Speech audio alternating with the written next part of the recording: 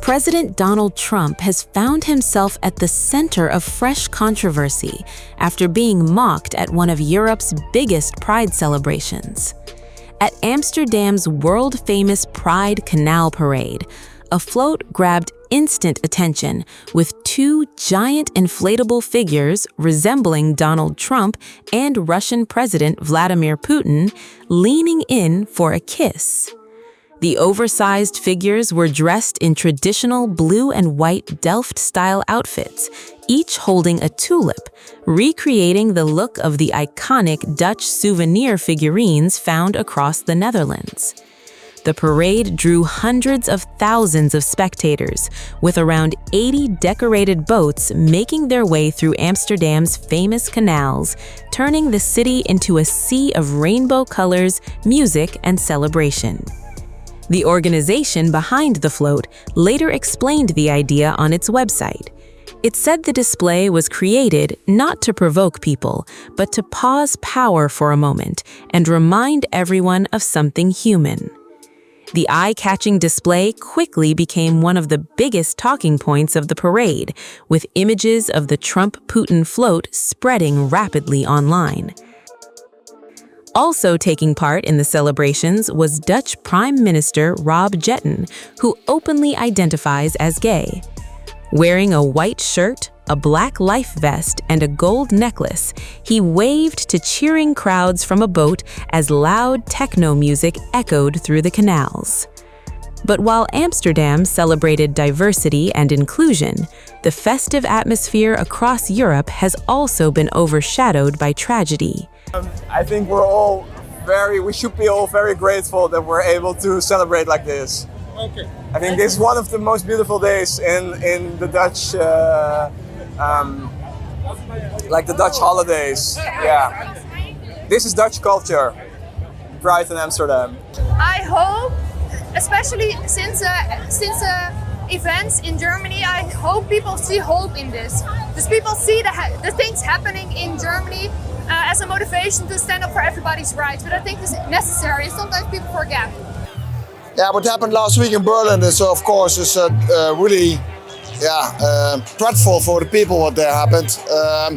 Also today, it gives us a little bit a different perspective of how we're gonna see the day today, because we have to remember the people that died there, and I think we have to make a statement to the world that we are here and we are here to stay.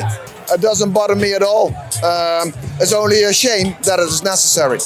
Not at all. That only made me want to come even more, because people try to intimidate you and want you to run away and hide, so why should I? If you want me to hide, I'm going to come out even louder and even bigger. So happy to be here. No, definitely not. No, I think that's the idea. We have to celebrate, because if we let them keep us at home, then it's too late. We have to keep the celebration going.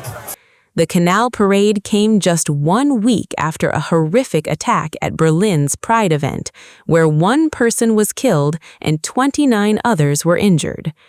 And that brings us to what happened in Berlin, where investigators say a suspect identified as Abdul Balut allegedly drove a van into a crowd before launching a machete attack in what authorities have described as an Islamist extremist attack.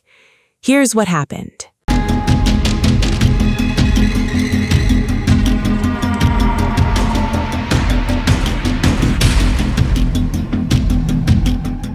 We do not yet know the exact circumstances of this incident. That is part of the ongoing investigation.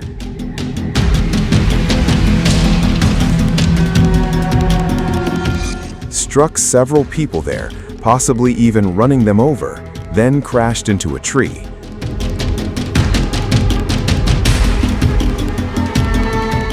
The driver apparently got out of the vehicle and fled in an unknown direction.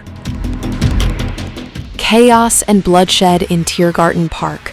A van tore through crowds in the heart of Berlin, turning one of Europe's biggest pride events into a massive emergency response, leaving people running for safety as sirens echoed across the German capital. Within moments, what had been a festival of music, dancing, and celebration became an active crime scene. As things stand at the moment, it appears that around 10 p.m. tonight, a vehicle with at least one occupant, the driver, drove into the Grosser Tiergarten. We do not yet know the exact circumstances of this incident. That is part of the ongoing investigation. The driver of this white vehicle then drove along Ahornsteig, which runs parallel to Linnéstrasse, as you can see behind us, struck several people there, possibly even running them over, then crashed into a tree.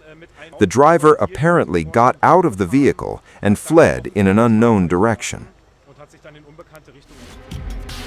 Authorities now say one person was killed, at least 15 others were injured, and several victims remain in life-threatening condition. The horror unfolded during Berlin's famous Christopher Street Day celebrations, Germany's annual Pride parade that draws hundreds of thousands of people from across Europe. According to Berlin police, a white van drove into Tiergarten Park, an area next to the route where the Pride March had passed earlier. The vehicle struck multiple people before crashing into a tree. Emergency crews flooded the scene. Firefighters, ambulances, and medical teams already stationed for the event rushed to treat victims, while police quickly sealed off the area. We have a very large police presence here. We are continuing to search for injured people. The fire department and emergency response organizations, which are already on the scene here today, are currently treating numerous injured people, including those with serious injuries and life-threatening injuries. We are currently speaking about 15 people that are being treated. Among these 15 is one person whose injuries were so life-threatening that the person died. As confusion spread, Berlin police issued an urgent message on X, telling everyone to leave the event site immediately. The city's Pride celebrations were brought to an abrupt halt. The main event near Berlin's iconic Brandenburg Gate was officially canceled around 10:15 p.m., and a live band's performance was cut short, as organizers urged thousands of attendees to head home and avoid the routes through Tiergarten Park. Berlin Mayor Kai Wegner later expressed shock over the tragedy, saying he was stunned by the deadly incident that claimed one life and injured at least 16 people. All I can say is that Berlin, as a city of freedom and diversity, will continue to grow stronger and assert its position. We will not let anyone take away our way of life and our way of living together. We'll have to wait and see what the investigation reveals, what the motives behind this crime were. It's too early to say anything definitive today, at least not yet, but we'll be closely monitoring the situation. And I have great confidence in the Berlin police that they'll work tirelessly to identify the perpetrator or perpetrators and bring them to justice.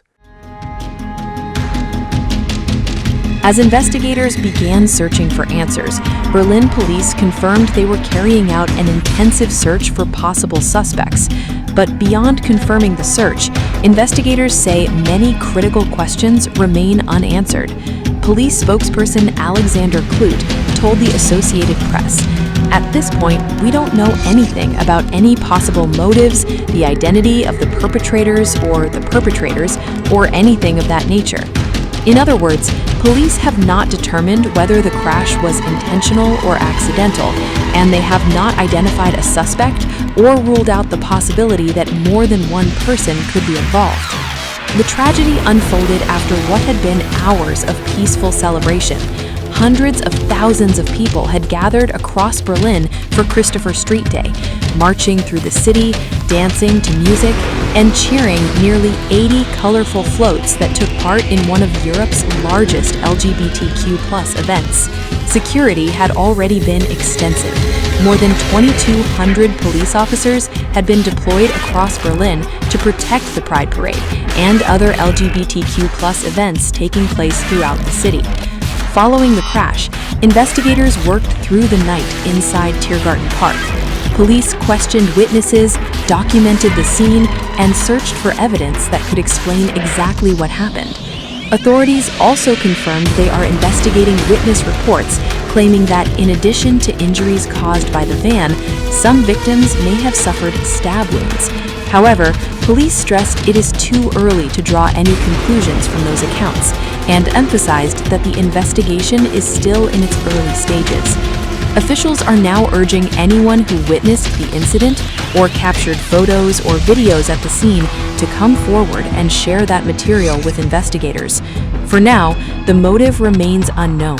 The identity of the perpetrator or perpetrators has not been established, and what was meant to be one of Germany's biggest celebrations of diversity has instead become the focus of a major police investigation as authorities work to uncover exactly how a day of celebration descended into tragedy.